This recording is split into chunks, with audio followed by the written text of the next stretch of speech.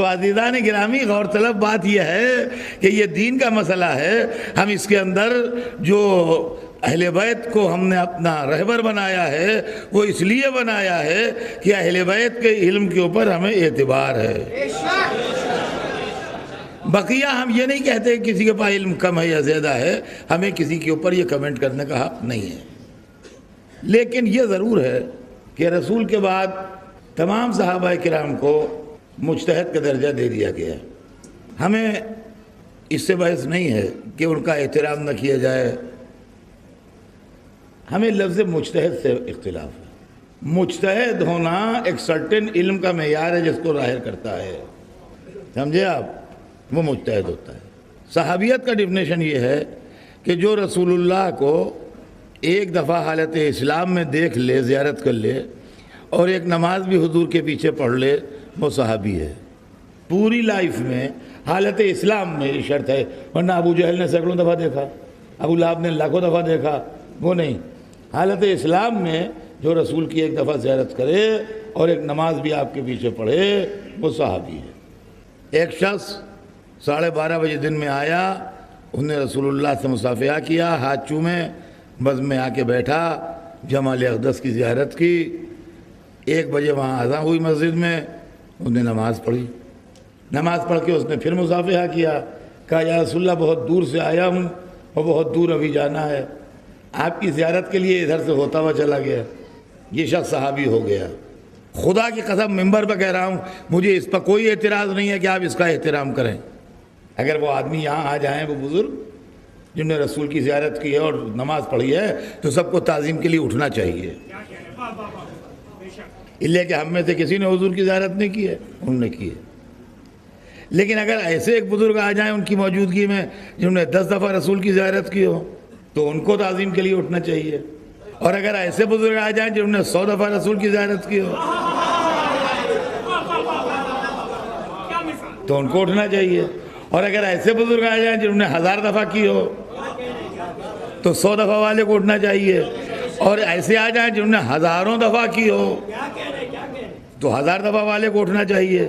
یہاں تک تو سب ہم یہاں ملاتے ہیں، اس کے آگے بگڑ جاتے ہیں۔ اور اگر ایسے آ جائیں جو حالت نماز میں پشت پہ آتے ہوں،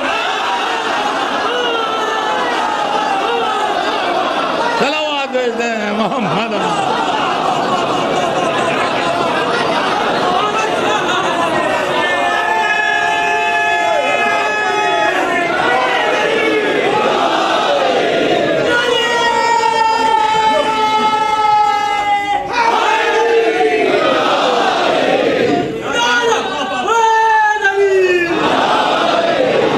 مسئلہ یہ ہے، ہم احترام کے خلاف نہیں ہیں۔ دیکھیے، احترام اور چیز ہے اور تعلیم اور چیز ہے، یہ دو چیزیں الگ الگ ہیں۔ احترام اور تعلیم، ان دونوں کے اندر میل نہیں ہے، ایک چیز نہیں ہے یہ۔ ایک آدمی ہے جس کے والد معمولی اردو پڑھے ہوئے ہیں، معمولی اردو پڑھے ہوئے ہیں، خط لکھ لیتے ہیں، اردو میں خط پڑھ لیتے ہیں، اٹک اٹک کے اردو کا اخبار پڑھ لیتے ہیں۔ لڑکا زالوجی میں MSc کر رہا ہے، وہ پڑھنے جاتا ہے کسی سے، کہ بڑا نالائق لڑکا ہے، باپ سے نہیں پڑھتا، وہاں جاتا ہے۔ ہمارے جو جانتے نہیں پڑھائیں گے کیا؟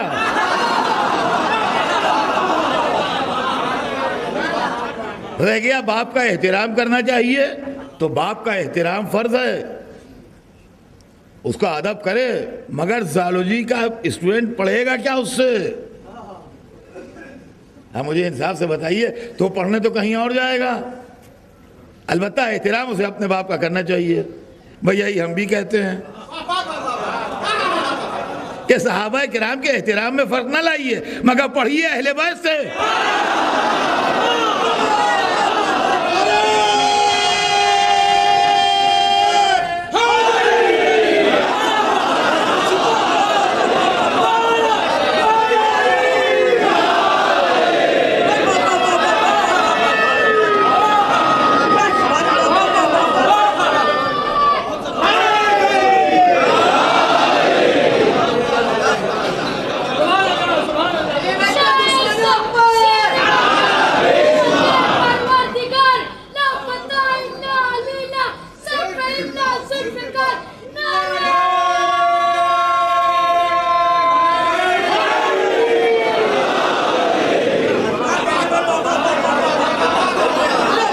بتائیے آپ